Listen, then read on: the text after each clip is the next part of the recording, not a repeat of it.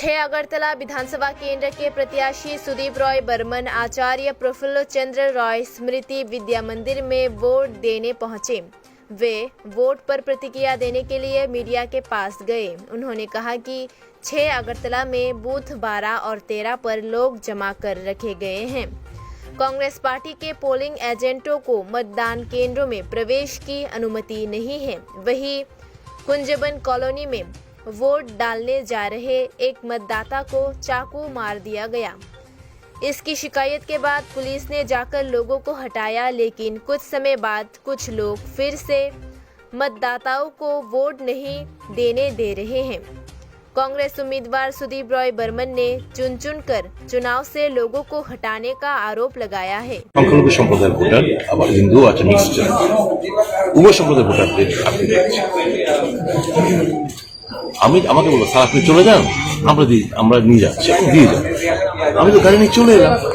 আমি চলে আসার পর পুলিশ রমরম গাড়ি নিয়ে চলে এলো।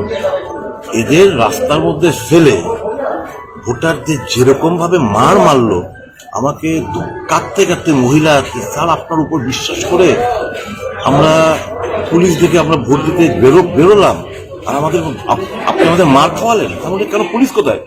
আপনি যাওয়ার পর তো পুলিশ চলে গেল। এই যদি পরিস্থিতির পরিবেশ হয়, ডেমোক্রেসি গণতন্ত্র আর কি রইল? এ হচ্ছে মোটামুটি একটা অবাধ নির্বাচনের সুষ্ঠু গণতান্ত্রিক ফ্রি অ্যান্ড ফেয়ার পোলের একটা নমুনা। ভোটারদের সব জায়গায় বাধা দিচ্ছে। আপনারা একটু ঘুরে দেখবেন, বিভিন্ন ভোটারদের সঙ্গে কথা বলুন, আপনারা উপলব্ধি করতে পারবেন কি চলছে এ রাজ্যে। আমার বুথ সম্পর্কে, বুথের ভেতর সম্পর্কে আমার কোনো অভিযোগ নেই, কিন্তু মানুষদের চিহ্নিত করে এই যে অ্যালাউ করলো এতদিন, আমরা প্রায় 4-5 দিন ধরে কন্টিনিউয়াস আমরা ইলেকশন কমিশনকে আমরা বলছি এই পাড়ায় এই ছেলে এই লোকরা এখান থেকে আসছে, গাড়ি নাম্বার দিয়ে, বাইক নাম্বার দিয়ে, বাড়ির ঠিকানা দিয়ে, কোথায় কি রয়েছে, কাউকে রেস্ট করলো না, শুধু এখানে যাচ্ছে। মজাদার ব্যাপার হচ্ছে কিছু কিছু থানার দারোগাবু তো এইমাত্র রেড করবে, আগে খবরটা পৌঁছে দিচ্ছে যে রেড হবে। ভোটার আই কার্ড ছিনিয়ে নেওয়া হয়েছে, মারধর করা হয়েছে। কুঞ্জবন কলোনিতে একজন ভোটারকে বাধা দেওয়া পর ভোটার যেতে চাইছিল, তাকে স্ট্যাপ করা হয়েছে।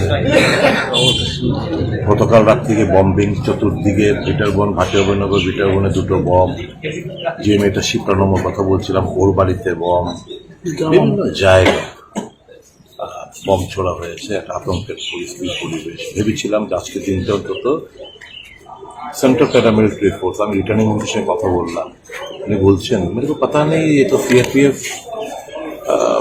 और बीएसएफ का बात था, पता नहीं अब स्टेट पुलिस क्यों डिप्लॉयमेंट सही तरह से क्यों नहीं हो रहा है।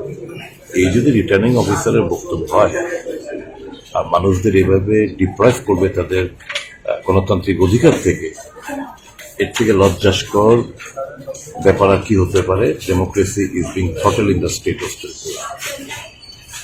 তো ভোট কেন্দ্রের সম্পর্কে আমার কোনো অভিযোগ নেই, ভোটের ভেতরকার পরিস্থিতি নিয়ে আমার কোনো অভিযোগ নেই।